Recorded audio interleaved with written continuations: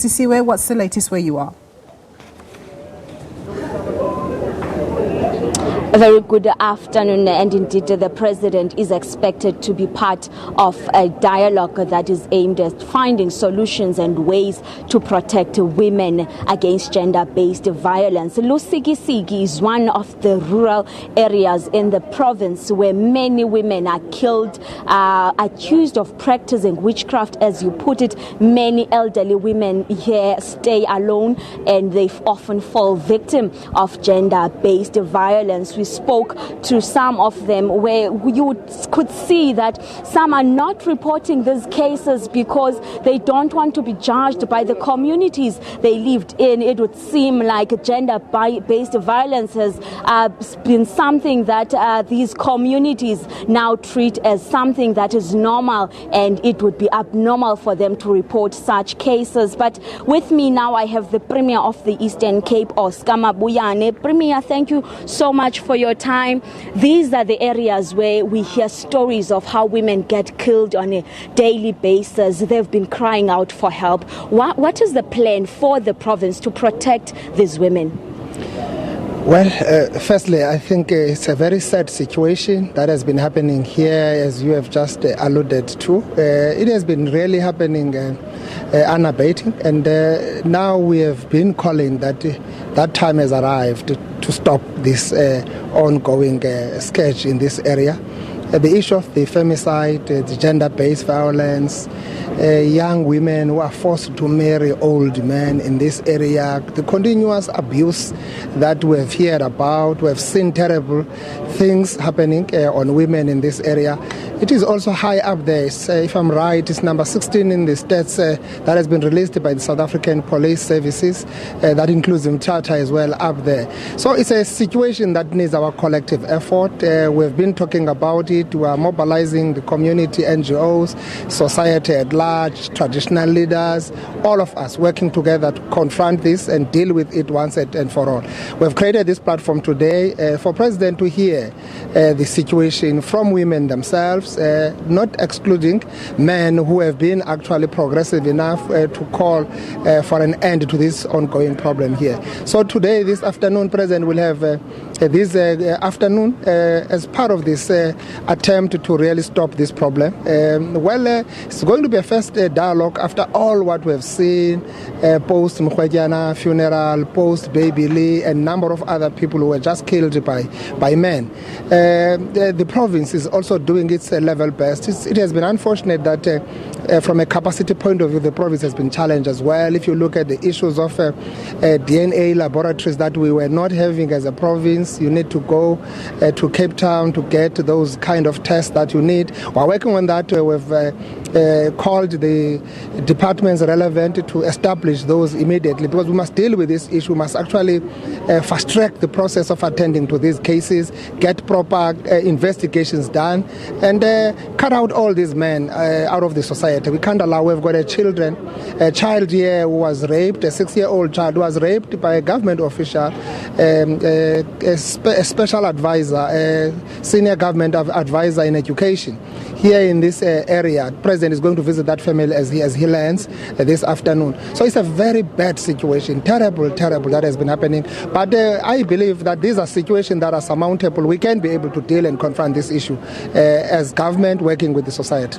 And it would seem like having DNA tests, having laboratories, having police on the ground is a step. But the difficulty would be getting these women to speak out, as some of them are scared or do not see this as something that is abnormal, as criminal, marrying their daughters to these old men, getting beaten up by their husbands. To them, it's a normal thing. It's a way of living. How do you address that? It talks to the issues of development, giving opportunities to also young women, so that young women understand that it's not about marrying an old man for you to be self-sustainable. So we are looking at those issues broadly, how to give those young people boundless opportunities to confront, but also focusing on education, getting them going to school is going to also liberate them, make women to be independent of men in this situation. We've got to confront the situation of patriarchal relations here. It's a problem where really people believe that man is the head of the household and you need to have a man to have your life organized. Those issues, they can't really define who we are moving forward. We've got men that have done terrible things. It cannot continue like that. So the issues about development, we've got to look at it from a broad spectrum, giving women opportunities for women to be on their own, giving them support for women to come up and speak. Also, we want men who must come forward, who have done these things, to come forward as well, to speak out so that we find a way of stopping this thing. And lastly, I know the Minister of Police and the President are looking at really reviving or capacitating these police stations, but the province would also need to have its own strategic planning, because many of these women say they report these cases, but suspects are released and that is not communicated to the victims, or victims are not part of the process. Our department currently is called Safety and Liaising. We have agreed with the MSC that we must change that department into community safety so that it actually talks directly to the problem. The issue of awareness has got nothing to do with national mandate. It is our mandate.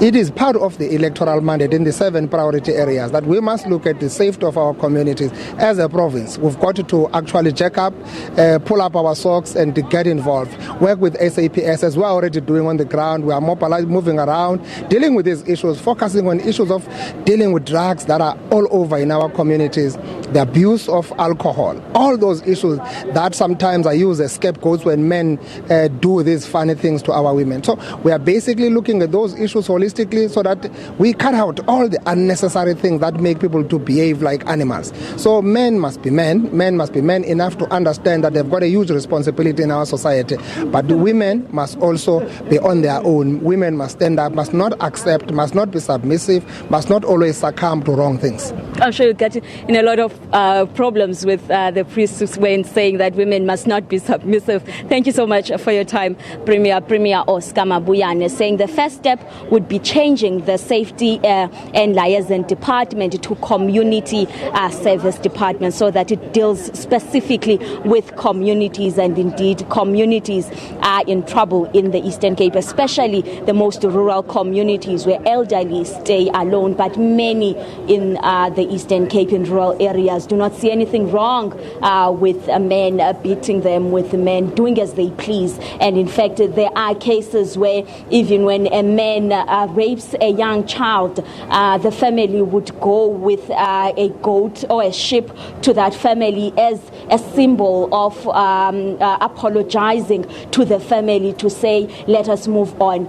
He is acknowledging that he did wrong, and this is a token of apology. So those are the things that women are faced with, communities are faced with, and the provincial government is faced with, how they deal with it and change the mindset of women and educate them about their rights, and actually change the mindset of men who are at the forefront of abusing these women is something that we wait to see on how they are going to do it. But for now, it's back to you in studio.